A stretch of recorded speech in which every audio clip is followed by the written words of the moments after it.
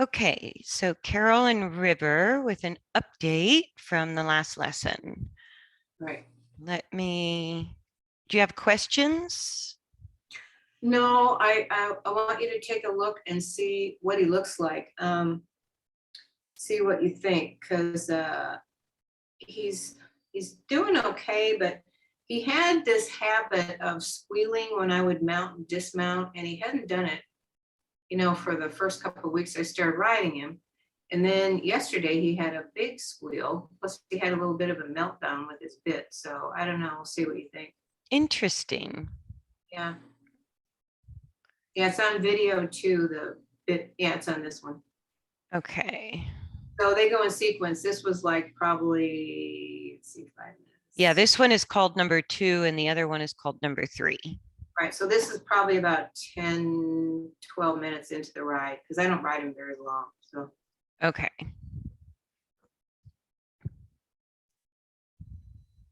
Yeah, so how are you feeling in your body? You look straighter.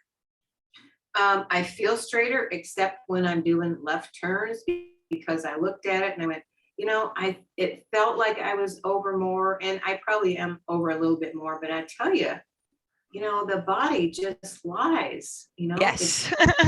Yes. it's just a big fat liar. Yeah. And yeah, I looked over and went, oh man, I really am not where I need to be, but it's going to take a while, just like it takes them to. Yeah, and it's not uncommon when, especially with what you have going on with your lower leg and habitually being too far to the right. Yeah. It's not uncommon for me to hear from people at all when I do it in a live lesson that they literally feel like they're going to fall off the other side of the horse. Yeah. Well, Like the it, stirrup, down the stirrup, one hole, felt really good. My right leg it complained a little bit, but it just took like a day or two and that was fine. So, okay. And so with your stirrups down a hole, that does help a bit. And oops, hang on. I wanted to, let me, let me stop it where we have a side view of your body. And let's look at that first.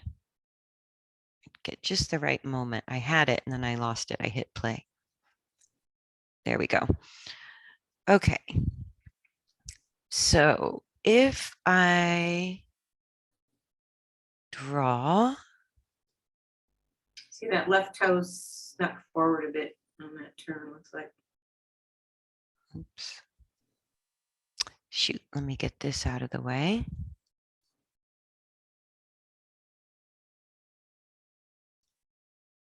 So if I draw a straight line from above your head, whoops, to the ground,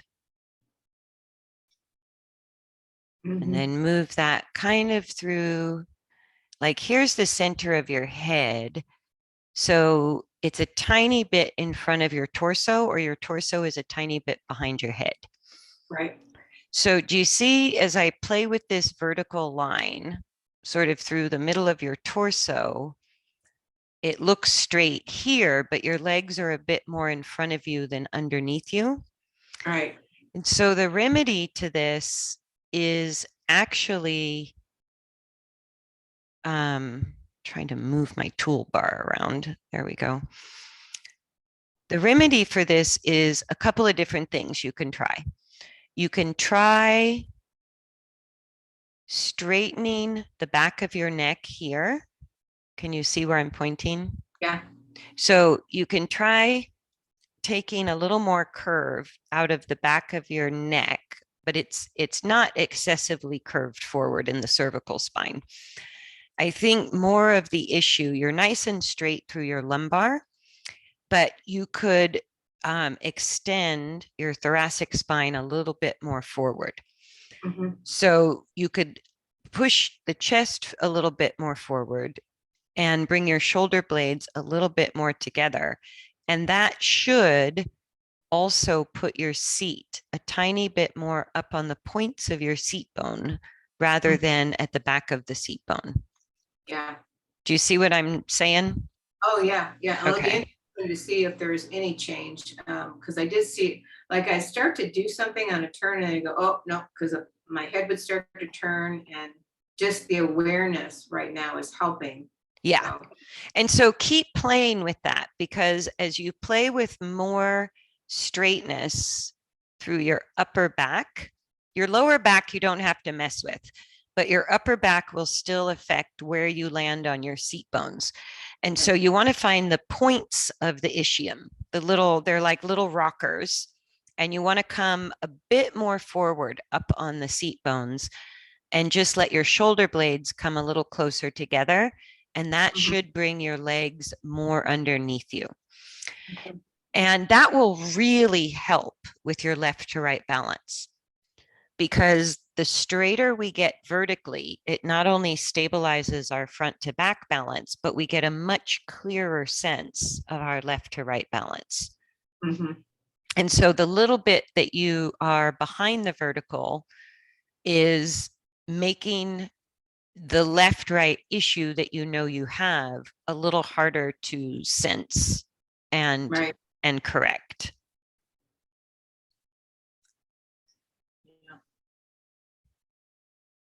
And so for him, I like that you have a lot more energy in the walk, and he's not resorting into extension. He's just pushing better. So let me roll that back a bit and just focus on him,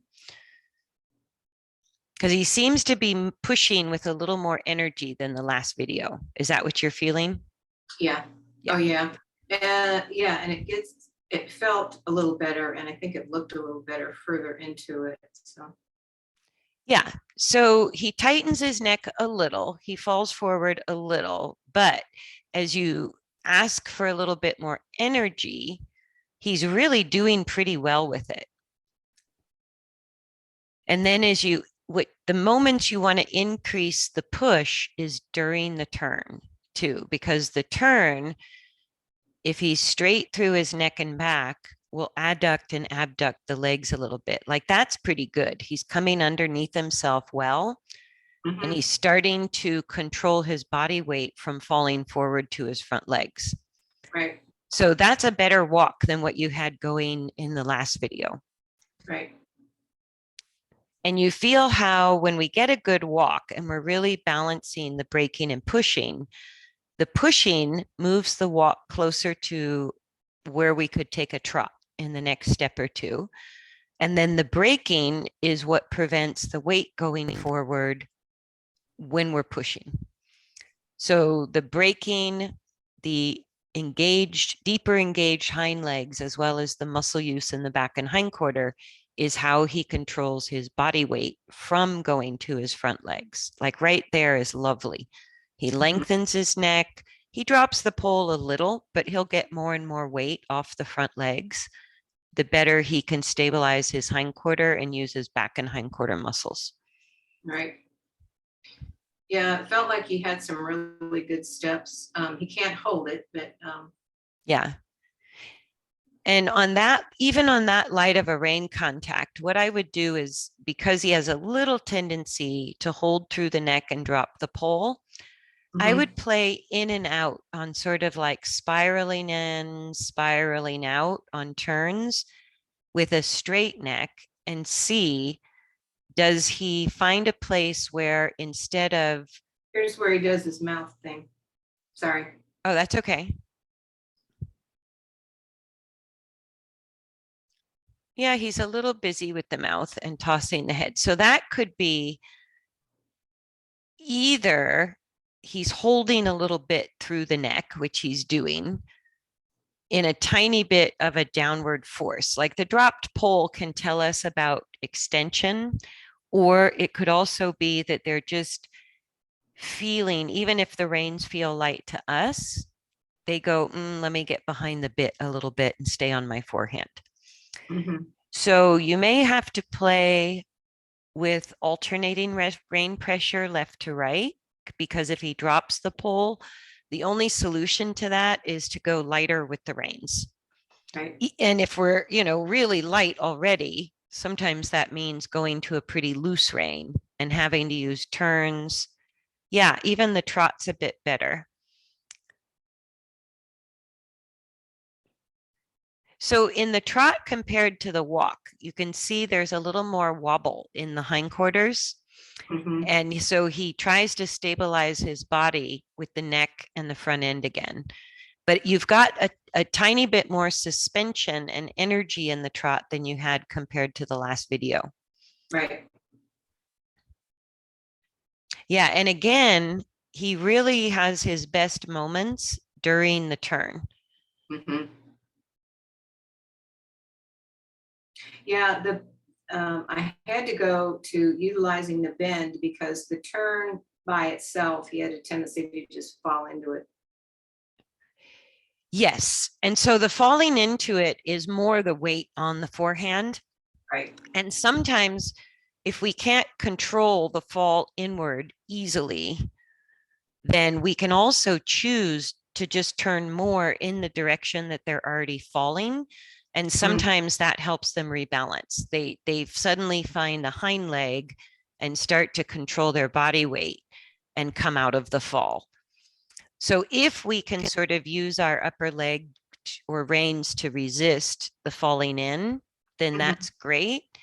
But if we can't, then we can also turn in the direction they're falling more. And what you'll feel is once he kind of finds stability behind, he straightens out the turn because he gets the weight off the front end. Okay, so if I'm turning left and trying to use just the turn and he falls in to the left, you want me to turn him right? No, turn more left. Okay. Yeah, make the turn. It's the way he's already going. Mhm. And it sounds counterproductive, but it actually sort of lets them feel what they're doing in their own body. So the Mhm. tighter you turn, the more they feel the weight on the inside front. And Mhm. sometimes the turn is increasing the adduction of the hind leg, and they'll find a place where suddenly they can control the weight from going forward. And Mhm. all of a sudden, they go from falling in on the turn to wanting to straighten out or listening to your legs on the turn. And Okay. we can always, like, we always learn to go against the fall, which is useful. And that's correct if the horse can respond to our aids. But Right. sometimes the fall is so powerful or the horse is stronger than we are. And so there's an alternative that we rarely explore where we can turn in the direction that they're falling on the shoulder and actually help them find more balance behind. And as soon as they control their body weight better, they come out of the fall. Okay. So those are just two different strategies to deal with the same problem. But yeah, he's definitely better engaged at the walk. And the thing I would just watch is the rein pressure because he does tend to drop the pole a lot, which is, it could indicate that he has still more weight on his forehand than he can cope with, but also it can indicate that he's unhappy with the amount of bit resistance that he feels. And that has nothing to do with whether we have a light feel or a heavy feel. It just is the opinion of the horse. Well, and the reason I stopped working, there was a guy by the name of Manuel Trigo up in Phoenix that I was working with for a short while, and he put us in a Portuguese bit with a low port, but with two reins, and we had to hold the reins in the French style, so that the upper fingers, the snaffle rein or the upper rein, Mm-hmm. lifted the head, and this is his philosophy that you lift the head with the snaffle and then you get the nose in with the bottom rein. So you had to hold the reins a very specific way. And Mm. I just stopped doing that because I thought, I'm just pulling him into a position. I don't want to do that with him. Well, and it may make the head and neck look correct, so to speak, Yeah.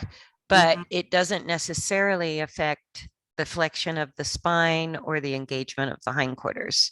Well, They still have to figure that out, no matter where they put their head and neck. It's really, they have to figure out how to place the hind legs to be more engaged, deeper towards the center of their body. And they have to figure out how to push and resist their own body weight during motion. right. Like that's the key to ideal rein contact and an ideal use of the head and neck. And Right. even though we're taught, and there's some truth, that rein resistance or resisting the horse falling forward, lengthening the neck, putting the head down, can help facilitate them figuring out how to use their back and hindquarter muscles. It doesn't guarantee it. Right. Yeah. Well, and the final straw was watching some of the other riders working with him in the clinic. You know, so they get the horse's head down, but it's as soon as they start transitioning, you know, there's a lot of inversion, and it just didn't feel right. So Yeah. And the thing you want to watch with him, he's subtle, but I paused it here to sort of show the,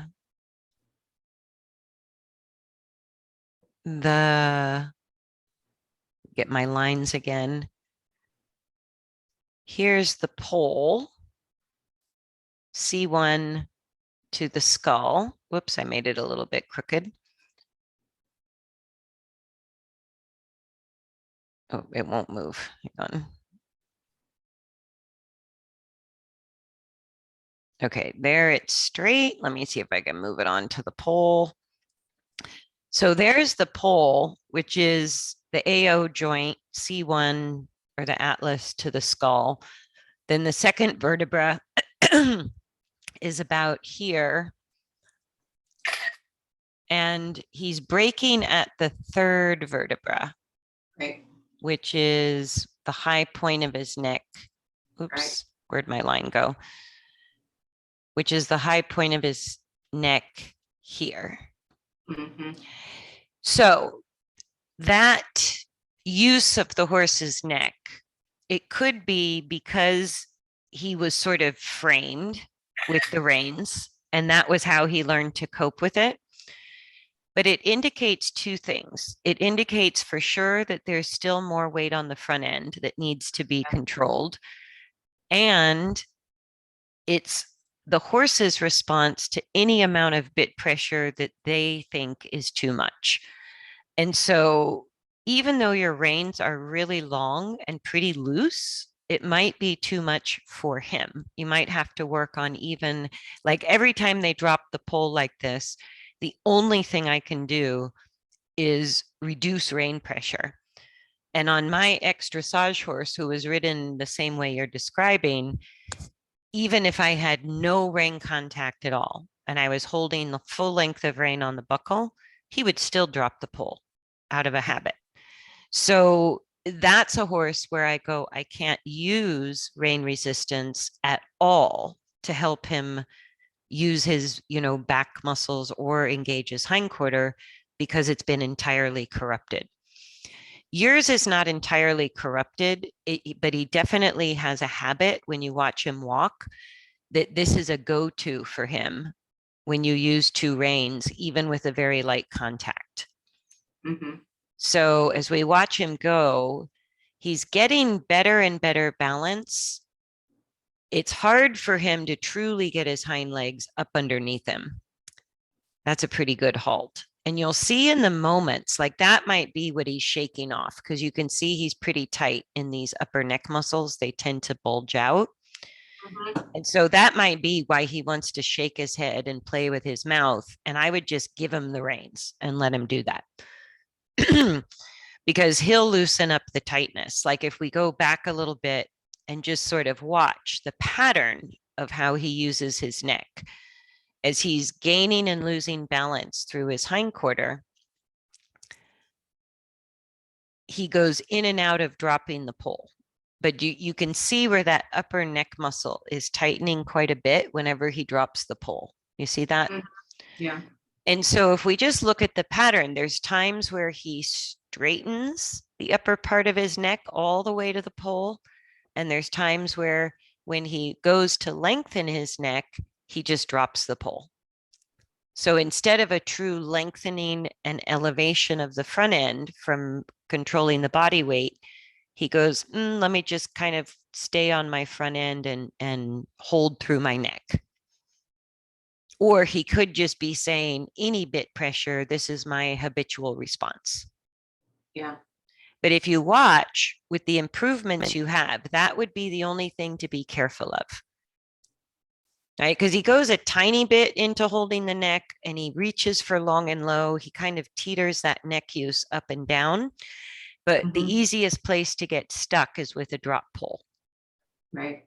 So that's where you can shift from having two reins into mostly using one rein and either bend the neck on a straight line or put him more on a turn. The real solution is he needs to increase the braking force in order to control more body weight so it doesn't fall to his front legs. That's the ultimate answer, whether you use the reins to help do that or not.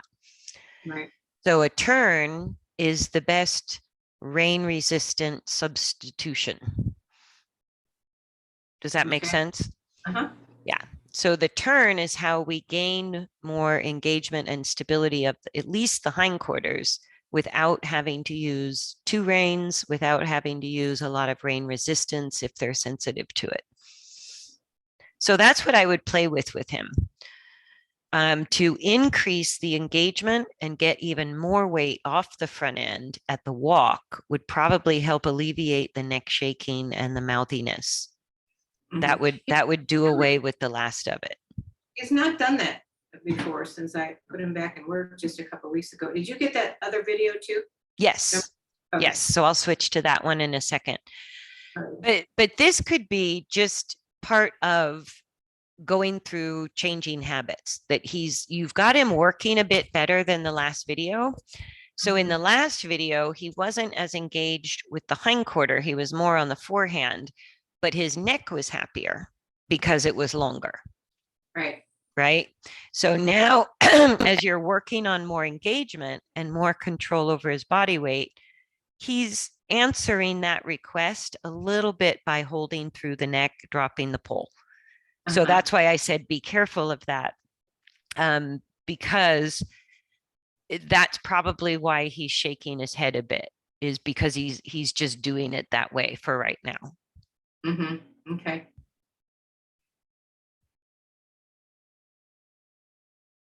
Yeah, and the trot transition is good. That little bit of neck bend kind of helped. Yeah.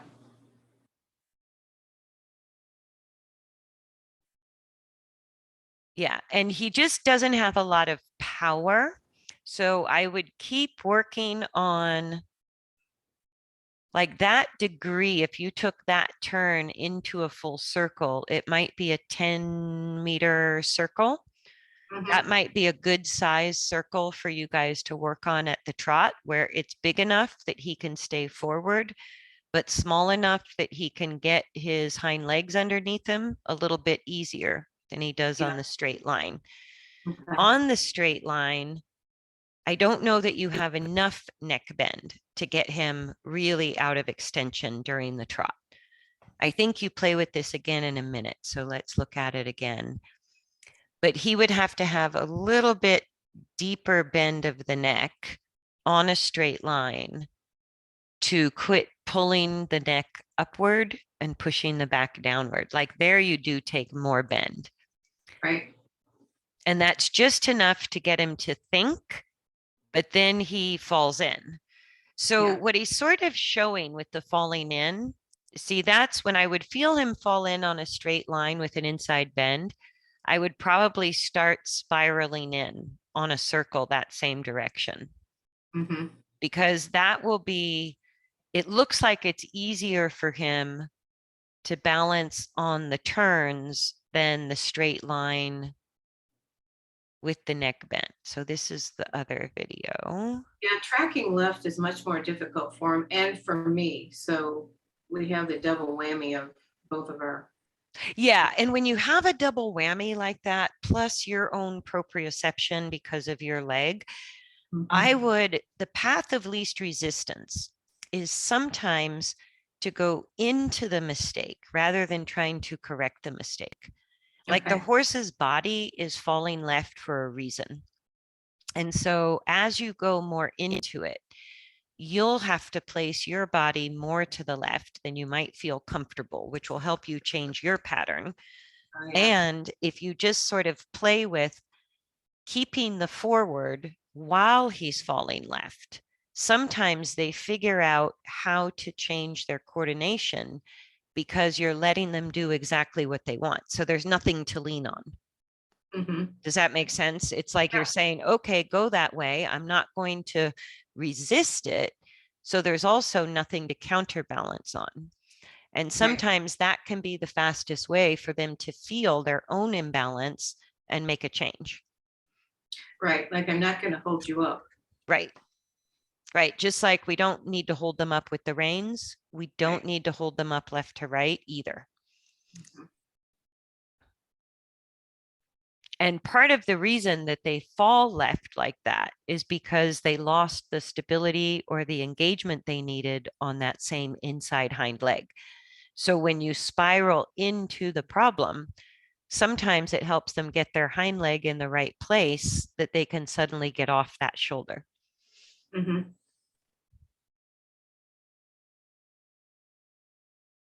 Yeah, and after the trot, I think the trot transitions, even though the trot's a little bit more of a work in progress, I think the trot transitions, when you come out of it, you have a little more energy to play with in the walk for the first maybe 10, 15 strides. So what I would do if it doesn't excite him too much is kind of work with to build up the balance and the energy of trot. Do about 5 to 10 strides of trot and then come back to the walk for 5 or 10 strides. And then immediately go back to the trot for only 5 or 10 strides, and then immediately back to the walk. And if he resorts to extension, play with an inside neck bend or an outside neck bend. If he falls in, do the same thing while you're on a circle or falling in. But I would play, instead of like, use the walk like you're doing as the warm up. But once he's ready to work on trot, I would play between walk and trot more rapidly, not staying at the walk for very long and not staying at the trot for very long. And part of the reasoning behind that is to further stabilize the hindquarter. The upward transitions exaggerate the pushing power, and the downward transitions exaggerate the braking power. And so the more frequently you go through the transition rather than stay in either gait, they really have to start to work and access both the pushing and the pushing and the braking to a much greater degree. And so that's why everybody recommends transitions as a key to balance, maybe not explaining why, but that's why. So like your first few steps of trot look pretty powerful with more suspension. And then he slowly sort of loses that power or loses control over his body weight and falls forward a little. And so he's much more prone to go into extension, which is disengaging his pelvis in the trot, than he is to fall forward at the trot. If his tendency was to fall forward at the trot, you push away, no problem. The more pushing, the better, because that's part of the lifting, unless it puts them in extension, right? But because he's more in extension, you're not going to be able to push very much without him going more into extension. So the slowness of the trot is fine, but I would put it on a circle, especially if he gravitates inward on either shoulder. And then the more frequently you do transitions, the more you'll build up the energy for the push. I think of it almost like the downward transition is a collection of that energy, increasing the braking force, but you're prepared to go immediately back into the trot after just a few strides of walk. And that sort of slingshots that energy forward. And so by sort of pulling the energy slowly into braking at the walk, into the walk, and then quickly releasing it forward into the trot and repeating that sort of rapidly, it really builds up not only the engagement, but the energy and the suspension of the trot. That makes sense. Yeah. And your transitions, or his transitions, I should say, are the best moments. And if you asked for the downward transition sooner, he wouldn't flatten out in the downward transition. He would, which is a little bit of what we talked about with that sort of flattening out or lethargic feeling of the trot, is when they're just taking their foot off the gas pedal. Mm-hmm. If you get a few strides of trot, and that's where he's the most up. Let me see if we can look at that again. Yeah, I think that's the end of the video. So let's look closely at just the first few strides of trot. See, that's pretty good. If you were asking for the downward transition, yeah, which you did at that moment, you carry a little bit better balance into the walk. Right now is when I would ask for the next trot. So you're feeling the active power of self-control, the active force of resistance when you make the downward transition, because you've got a little bit of acceleration going. When he trots long enough that he just takes his foot off the gas pedal, the braking is still working, but it's not as powerful a force. It's more like he sort of goes, I'll just fall forward and slow myself down to the walk. So let's look at the next one, because that trot transition up, which we couldn't see all of it, a little bit of during the trot, after the transition, he finds a really good moment of kind of forward energy and self-control. And then you brought him down at a good moment where you carried some of that energy into more balance at the walk. So now we'll look at the next trot transition and see how he does it. And again, you want to increase the braking, almost slow down the walk to build some energy and hold that little bit of a up and back feeling while you push for the trot transition. So you want to kind of, it's like a half halt. You basically increase the braking a little, and you can use a turn. And then when you feel him slow down just a little, or you feel the hind hoof a little more clearly, you feel the front end lighten just a tad, then you push into trot sort of as rapidly as you can. And that's where I usually like to use a light tap with a whip, just to sort of say, you know, trot now while I have the balance. And if I can carry the balance into trot, yeah, just the first few strides, he had a tiny bit of lift and control over his body weight. Yeah. And then I like that you're bending the neck, because you realize, oh, he's just in extension. But do you see how the hindquarters are losing energy? Yeah. That's what I mean by taking the foot off the gas pedal. He's just sort of reducing the energy coming out of the hindquarters. And so by waiting this long, he's sort of exploring. The good side of it is he's exploring, how on earth can I trot without putting my back down? And so he can figure out some of the pieces of the puzzle that way. I like what you just did with the bend of the neck, a tight turn, but he's not quite figuring it out, because he goes, well, if I just take my foot off the gas pedal, it gets easier. Does that make sense? Oh, yeah. Yep. Okay. So then his downward transition was not as good, but that timing between what you just did, bringing him down from the walk, from the trot to the walk, and then very rapidly back to the trot, you see he had a slightly better trot going into that. And again, if we hold it too long, he goes, oh, I know what to do. I just reduce the pushing force. So there you get a little more pushing force. Yeah. While he's trotting. Yeah, there you get a tiny bit more pushing force, but he does it with extension. So you're answering the extension problem with the bend of the neck and the turn, which is great. And your legs are on, obviously, because he sometimes increases pushing, sometimes decreases it. So that tells me you're feeling it.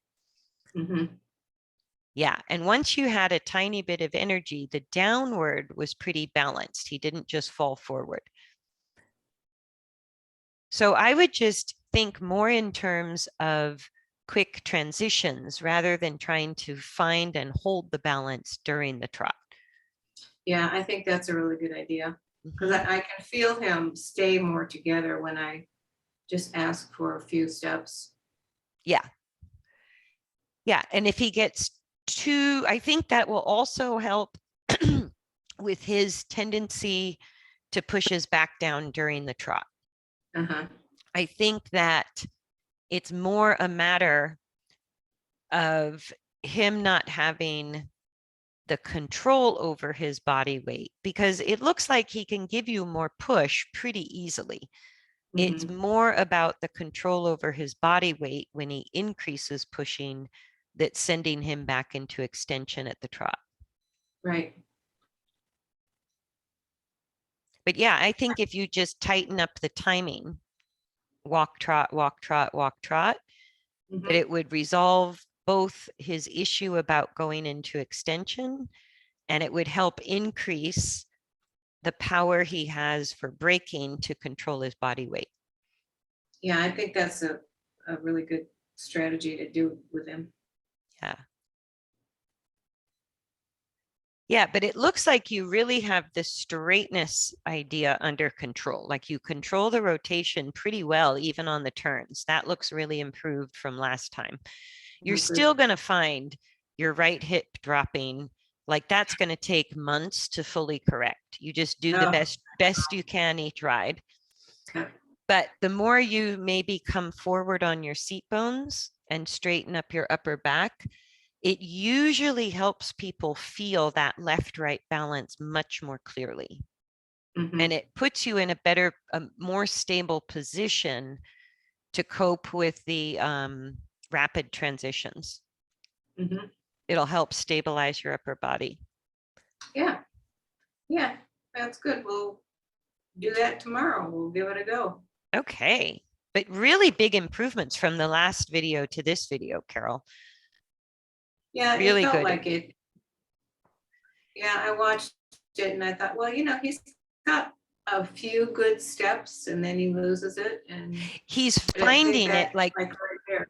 overall, the pattern of his movement is absolutely going the right direction. So Good. he absolutely is getting the hang of a more forward placement when the hind hoof lands, more use of his muscles in his back and hindquarter to control his body weight. And the little bit of Mhm. cheating with the neck, we addressed how to deal with a drop pull because that can be a little sneaky problem. We addressed a few Now changes.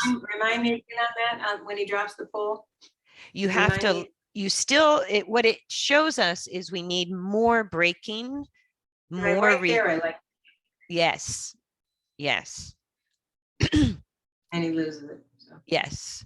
I'm sorry. And you see in that best moment, you can see it and you can obviously feel it because of the Yeah. adjustments you're making in the video.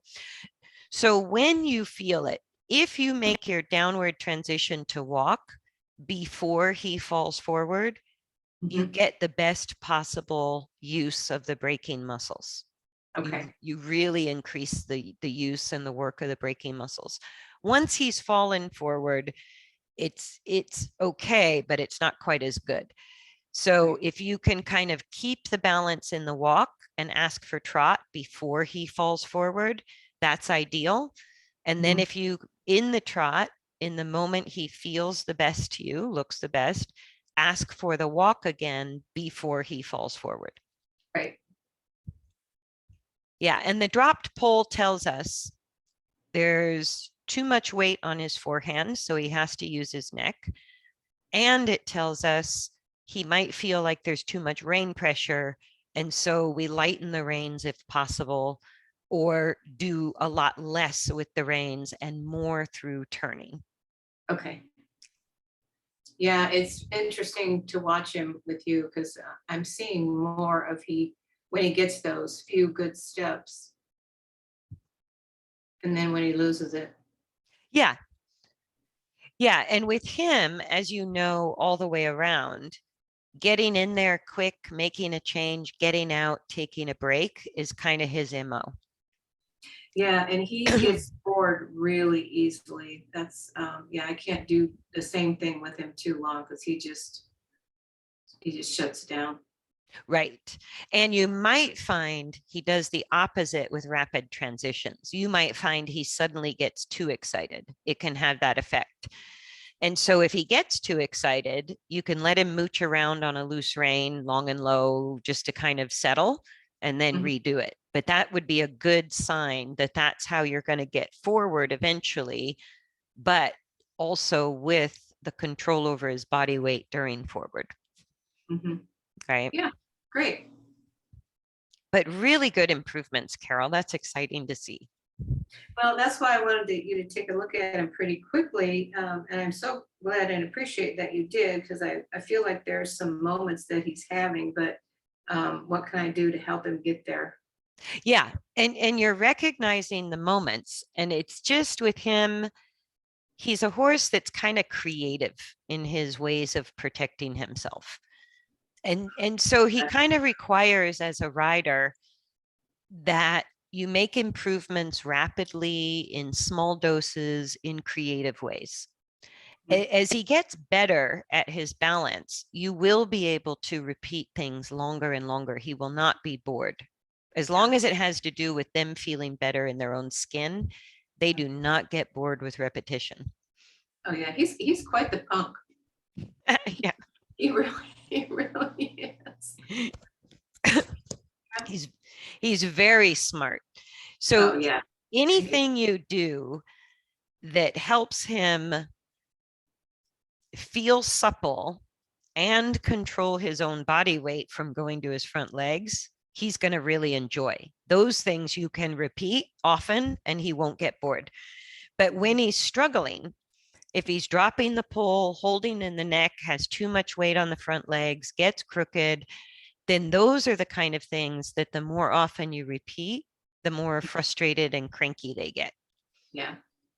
So Yeah. it's not really just about repetition, but it's sort of if we're repeating something that feels better to the horse, they'll do it until they fatigue. Mhm. And if it doesn't feel good to the horse, they start giving us more and more resistance, going, hey, I need a change. Something's got to give here. Yeah. Right. Because they can only hold the compensation for a short period of time compared to authentic balance feels better the more you do, feels easier and more efficient the more they get it. Yeah, he's always very clear about what's going on. Yeah. That's for sure.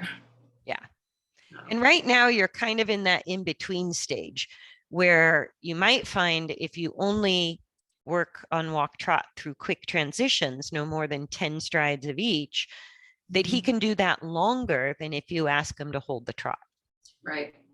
Yeah, because he's really out of shape, and so am I. So yeah, that's it. It just I think will be much better to not try to extend that trot, especially when he's losing it, and just get that power back in short bursts. So, Yeah. And it'll save a lot of energy on your part when you mhm, experiment with just turning into the problem if he falls in on a turn or a circle. mhm. Just Okay. kind of experiment with going with the flow and see Yeah. what happens. Yeah. Keeping him Well, yeah. straight, keeping him forward, but kind of let his body go where it wants to go. Okay. All righty. All I right, do. my dear. All right. Well, thank you. Bunches. Good check in. All right. Well, we'll have more for you later. Okay.